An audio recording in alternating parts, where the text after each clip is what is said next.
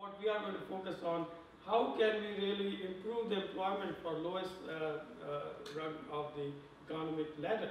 So the idea here is that if you are making $15 an hour, can we give you on-the-job training without you leaving the job?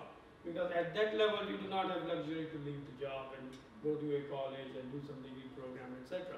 That the problem in the large majority of adult Americans is they don't know how to learn, especially on their own. That they've been taught to learn in a very dependent fashion in most of their education.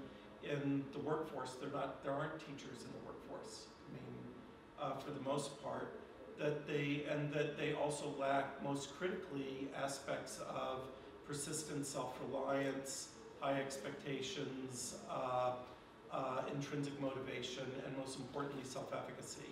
Self-efficacy is actually the engine of personal success in school culture. Now the onus is on the individual to invest in themselves, to educate themselves, and unfortunately, most of those individuals don't have the right resources. If they're not in that kind of family structure, they're by themselves.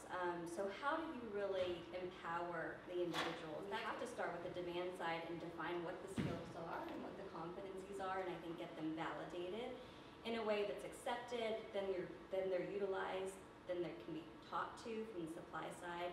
And I think in general, a marketplace needs to be constructed through technology. I really do think technology could be the backbone to empower these individuals.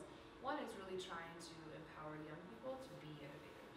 So trying to incubate in young people the sort of hunger, mindset, and muscle, right, of being an entrepreneur, being a creative problem solver. And so we have coding programs for young people. We just had an iSquad, which wound up being all boys. Now we're having girls code.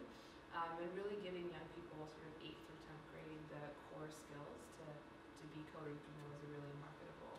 Really, one way we think about this is let's start empowering young people to be innovators from very early ages.